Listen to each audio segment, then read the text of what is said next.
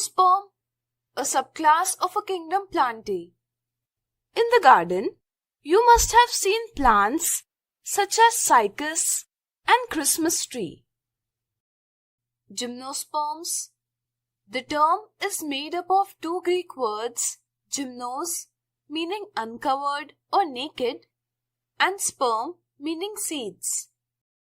These are plants whose seeds are not covered by the ovary wall but are in open, that is, exposed or naked positions in small twigs or cones. For this reason, they are also called gymnosperm or naked seed.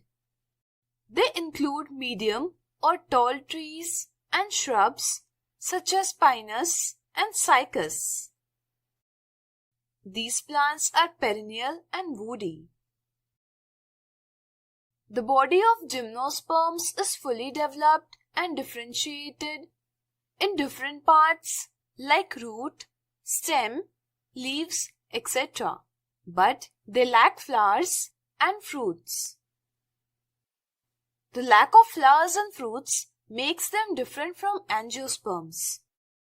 Since gymnosperms do not have flowers, ovules are in the open state. Pollination is mainly through air.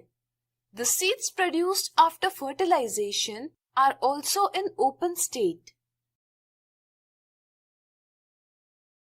Generally, they are found in colder regions where the snowfall is high. These plants have different adaptations, such as leaves are of small area and have a shape of needle so that snow does not accumulate on the leaves. Some gymnosperms have simple and composite leaves. They can tolerate extreme temperatures, humidity, and air. The stems of some gymnosperms, such as pinus, are branched, while the stems of some gymnosperms, such as cycas, are unbranched. They use vascular tissues, such as xylem and phloem, to transport various substances from one part to another. Mainly, they have taproot.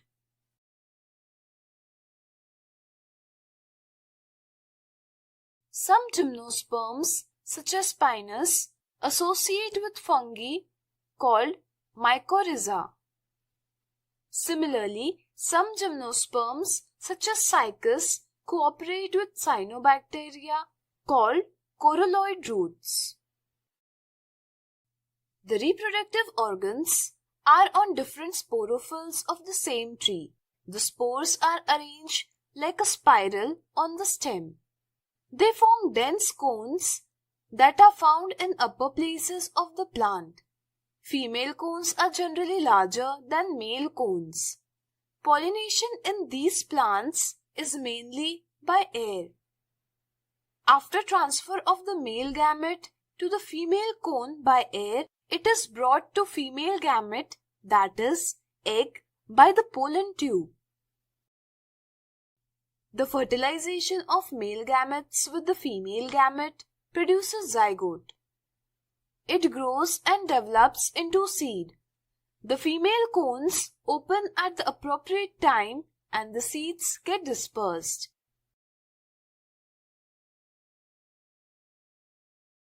Now, let's understand angiosperms. The word angiosperm is made up of two Greek words, angio, meaning covered, and sperm means seed. In this way, plants whose seeds are covered inside fruits are called angiosperms. The main feature of these plants is the presence of flowers. Their seeds develop in the ovaries of flowers, which later take the form of fruits.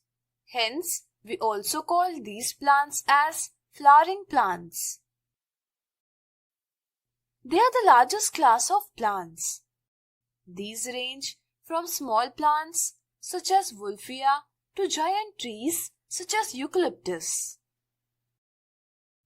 They are found in various places. From angiosperms, we get food, medicines, fodder, wood, and other products. Angiosperms produce offspring through sexual reproduction.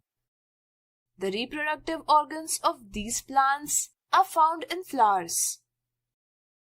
If you look inside the circle of petals of the flower, you will find some thin tubes having inflated tops. These are the male sex organ of plant called stamen. The stamen has two parts. The upper inflated part is called anther, in which the pollen grains are formed that has male gametes. The long and thin part attached to anther is called the filament. In the center of the flower, there is a jug-like part called pistil. It is the female sex organ of the plant. It consists of female gametes called egg in the ovary. The transfer of pollen grain from anther to stigma is called pollination. It takes place with the help of abiotic components such as air, water, or biological components such as insects, animals like butterflies and bees, etc. Two male gametes from the pollen grain are released into the ovary by pollen tube. One of these male gametes fuses with an egg cell to form zygote, and the second male gamete fuses with bipolar nuclei to form an endosperm. Then the zygote develops in the seed and ovary develops in the fruit.